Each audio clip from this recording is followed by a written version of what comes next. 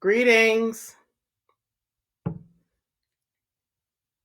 Greetings and welcome to Fabulous Friday. It's Storytime Live with Dr. Helen Tinsley, and I'm happy to be here today sharing stories with you for another day. I hope all is well. I hope people had a productive and peaceful week and are embarking on a relaxing and peaceful weekend. So I'm happy to be here with you again today to share stories. To anyone that may be watching, I hope you enjoy the story that I'm about to share today. So let's begin. This little light of mine, I'm gonna let it shine. This little light of mine, I'm gonna let it shine. This little light of mine, I'm gonna let it shine in the stories that I read every day. Good afternoon. I normally read 2 stories, but today I'm going to read one because it's a lengthy story. So I have many favorite female writers, and one of them is Alice Walker. And I've been a fan of Alice Walker's books since her very beginnings. I think every book she's ever written for adults and children. And this is a children's book called Finding the Green Stone by Alice Walker, paintings by Catherine Dieter. And the book is it's over 20 years old. Finding the Green Stone.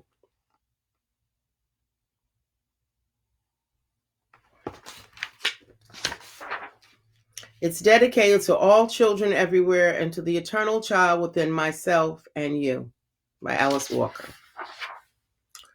Right at this very time, in a small community on Earth, live a brother and sister who have identical iridescent green stones.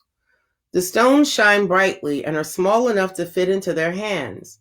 The children prize their stones and often play with them, taking them out of their pockets and holding them up to the sun, putting them in the clear water of the seaside among the rocks, and plucking them out again and so on. They are very happy with their stones. Can you see the stones in their hands? Oops.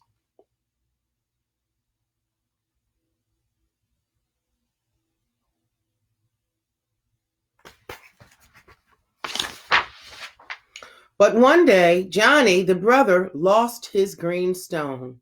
He looked everywhere for it.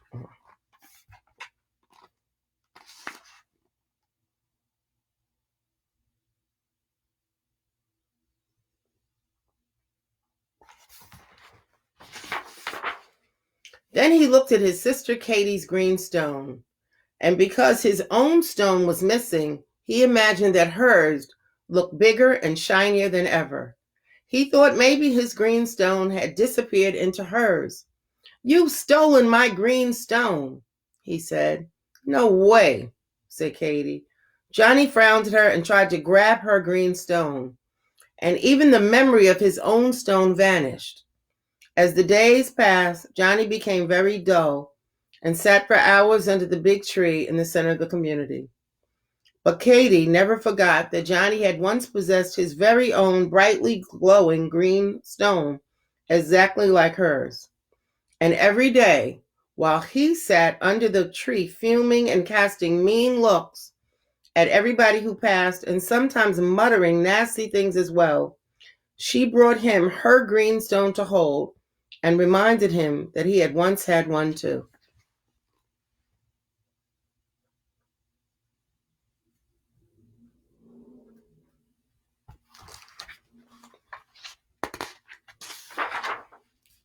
At first, Johnny liked to play with Katie's stone because whenever he did so, he felt much better.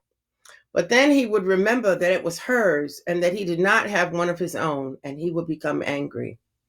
One day, when Johnny was feeling this way, he tried to steal Kate's stone by pretending it was his. "This is my green stone," he cried, clutching it in his fist, not intending to give it back. "Not yours." But as soon as he did that, the stone turned gray in his hand. just like the rocks by the ocean. And when he looked over at Katie again, she had her green stone as bright and shining as ever. Johnny felt sad. He realized that stealing somebody else's green stone would never make it his. Besides, it was lonely under the big tree, and trying to look mean all day was boring.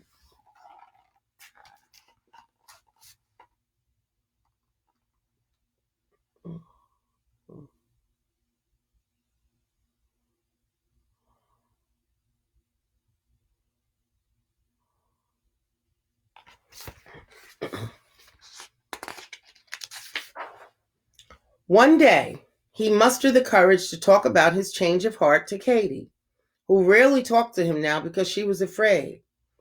"I will never try to steal your green stone again," he said to her, "but I miss my own stone so much. Will you help me find it?" At first, Katie didn't know what to do. How could she believe Johnny meant what he said, that he would not try to grab her green stone? "No," she said after a long pause, "I can't help you at all." Johnny's eyes were bright with unshed tears. Katie could see he meant her no harm, but something inside her liked being the powerful one for a change. "No," she said, sticking out her chest just as she'd seen Johnny do.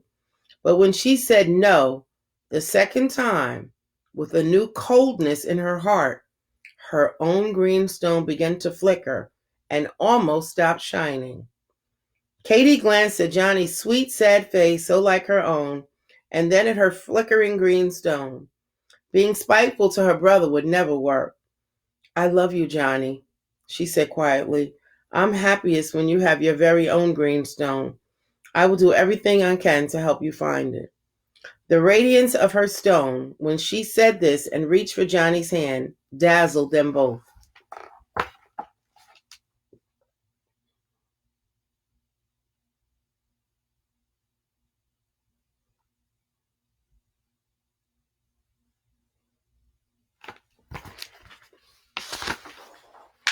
Johnny and Katie set out on their search, hearts pounding, hand in hand. They looked first near Mr. Old Roseharp's house. "I'm afraid to go up to the porch," said Johnny. "Last week when Mr. Roseharp came by the big tree on his way to the store, I called him a bad name." But old Mr. Roseharp had seen them coming and stood on his porch in his long red nightshirt, a big yellow broom in his hand. He lived alone in a little wooden house painted blue, and all over it there were painted flowers. In some places you couldn't tell where his flower garden ended and his house began. Old Mr. Roseharp looked down at Johnny and Katie expectantly.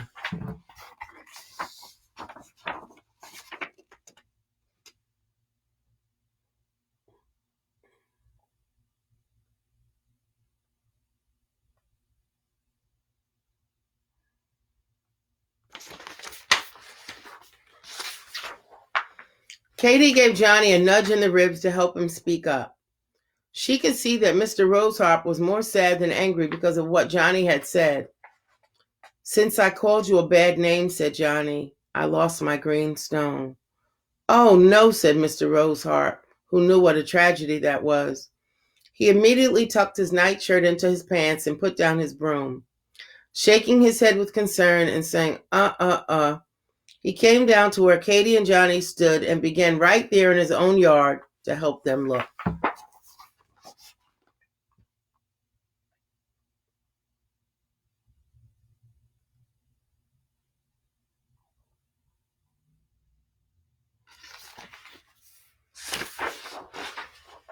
Next, they went to the woods where Johnny and Katie's father was busy loading a big pulpwood truck, using a noisy machine to lift the cut-up pieces of the trees. He turned it off when he saw them coming. Again, Johnny hung back, and this time he kicked at the ground with his toe. "What's the matter?" asked Katie. "Last week, I told Daddy I was ashamed of him for being the driver of a stupid pulpwood truck. I hurt his feelings, and I don't know how to tell him I'm sorry." But Johnny's father, Mr. Oakes, looked into Johnny's eyes and saw how sad they were. "What's wrong, son?" he asked gently, folding Johnny into his arms. For some reason, being in his father's large arms made Johnny cry and cry.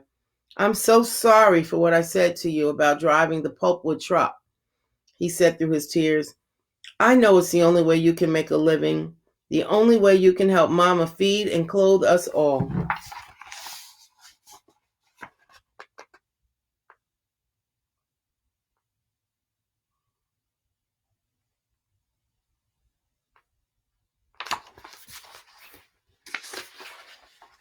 "Hey, I knew you didn't mean it," said his father.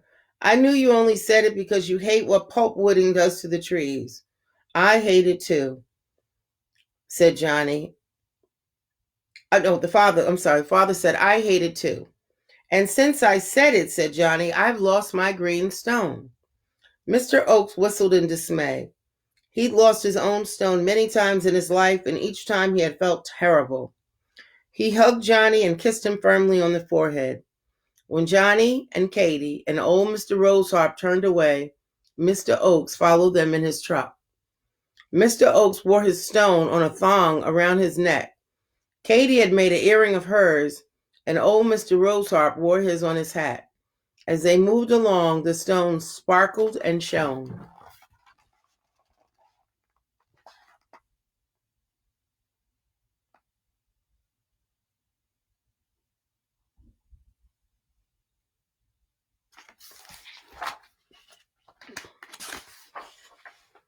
Soon Katie and Johnny saw their mother coming. Since she was the only doctor in their little community, she was always dressed for work and moving very fast. She was wearing a white pantsuit and carrying her black doctor's bag. Her green stone was an especially beautiful one, and because she was always in a hurry and changed clothes so often, she carried it for safekeeping in her cheek, which made her look like a mother squirrel carrying a large nut. When she saw everyone coming, she took it out of her cheek and closed her hand around it. It shone so brightly that her fist seemed to have a green light in it. "What's the matter? What's the matter?" the mother asked, kissing Mr. Oaks and Katie and Johnny. She stood tapping her foot as she waited for their reply. Both Katie and Johnny wondered if they should tell her. Their mother was always in such a hurry that telling her things of importance sometimes felt like throwing your heart against the wind. She would cluck over you for about a minute, then she'd run off to tend to somebody who really needed attention. Johnny had complained to her about this just last week, how she was never around like the other children's mothers, and how he never got hugs and cookies and milk when he came home from school. He wanted another mother entirely from the one he had said.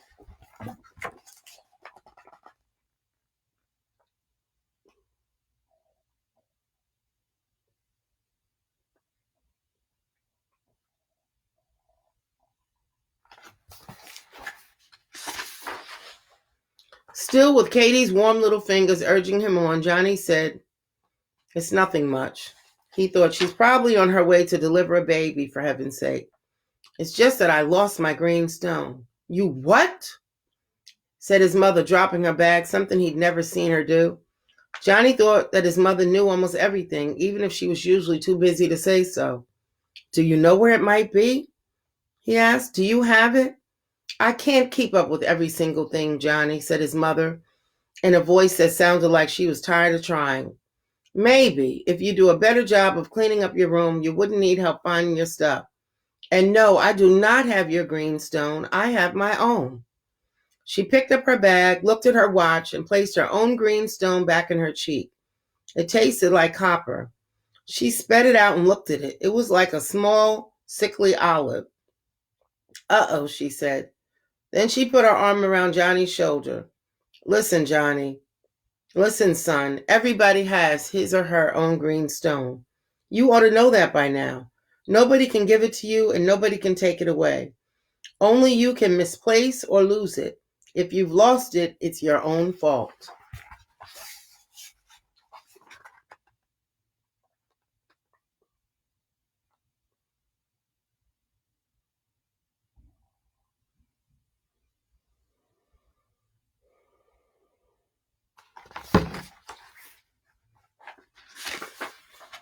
Johnny felt sadder than he'd ever felt in his life.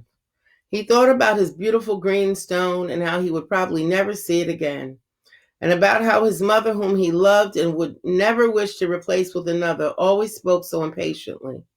He knew she would not have time to help them look. Without his mother's help, they had no chance at all, Johnny felt.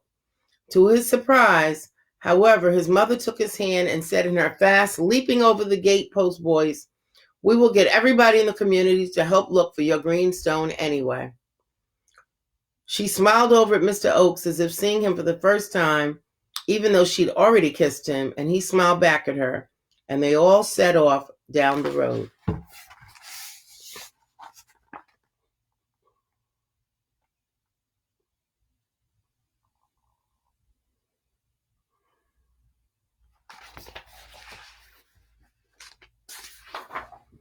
Before Johnny knew it, he and Katie, Mr. and Dr. Oakes, and old Mr. Rosehart were being followed by Miss Rivers, Johnny, and Katie's teacher, Mr. Skies, the minister, and Mr. Birdfield, the shoeshine man, Sonny the paper boy, and all their classmates and friends also came along.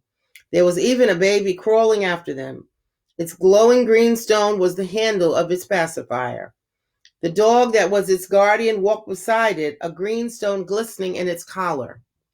Johnny felt embarrassed that all these people knew he had lost his green stone. But Katie went back and picked up the baby, who was almost as large as she was, and then held on to her brother's hand. Johnny looked at his sister's hopeful face, and at the baby, who seemed so happy to be out strolling with the big people, and tried to keep his chin up for their sakes.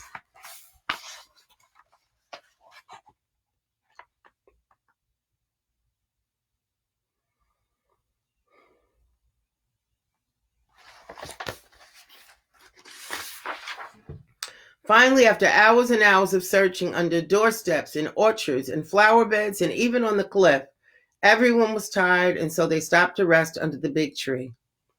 The tree's green stone was one of its millions of fat green leaves. Sometimes it was hard to see, but not today. Today it sparkled brightly, way up high above everybody's head, and this made Johnny sadder still. Tears came again to his eyes. He was not crying just because he'd lost the green stone. He knew that because of his hurtful behavior, he deserved to lose it. He was crying because all these people, and especially Katie, loved him and were trying to help him find his green stone, even though they knew perfectly well he could only find it for himself.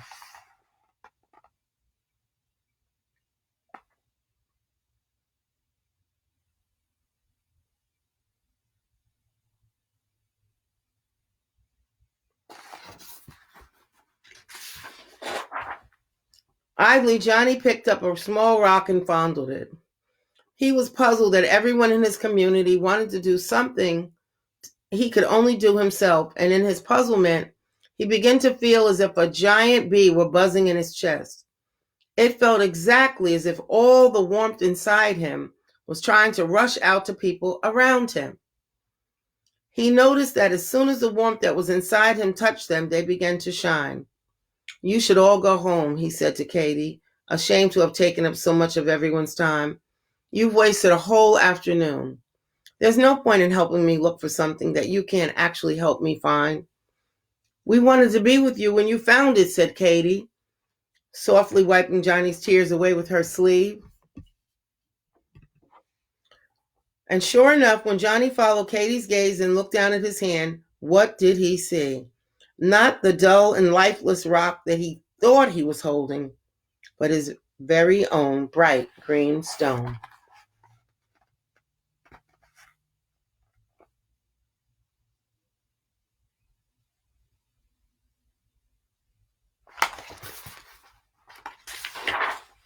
Johnny jumped up and down and began to dance around the tree. And all the people, his father and mother, old Mr. Roseharp, his teacher and minister, the shoeshine man and the paper boy, and Katie, returned the smile he gave them. They welcomed the rising of a bright green sun in his heart, which they knew was Johnny's love for them. Its warm light overflowing the small brown fingers clutched close to his chest.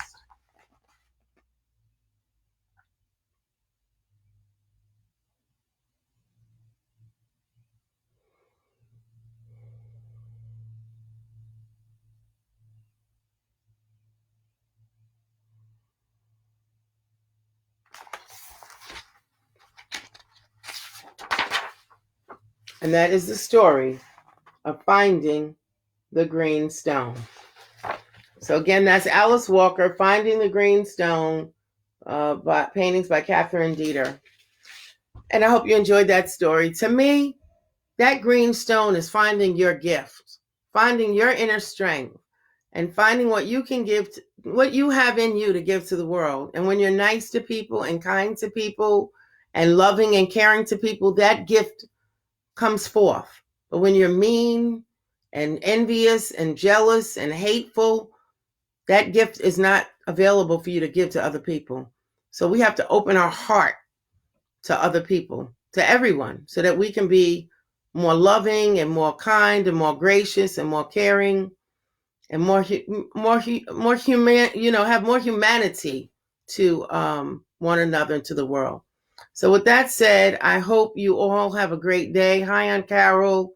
Hi, Catherine. Hi, Sam. Hi, Mildred. And to anyone else that was watching or shared, again, I can't see the video while you're on, but I hope you enjoyed that story. I'm going to read another story by Alice Walker, another children's book, maybe tomorrow or Sunday. But I hope you all have a great day. It's Friday. Do something to relax, whatever it is. Do a puzzle, read a book, watch a movie, play a game, play board game, play concentration with your family. Some people play memory. They buy the game Memory. When I was a kid, we took a deck of cards and you turned them all face down and you had to find matches. And it was called concentration. Simple game with a card game. Do whatever works for you to be safe, to be healthy, and to be well. Peace and blessings. Till tomorrow.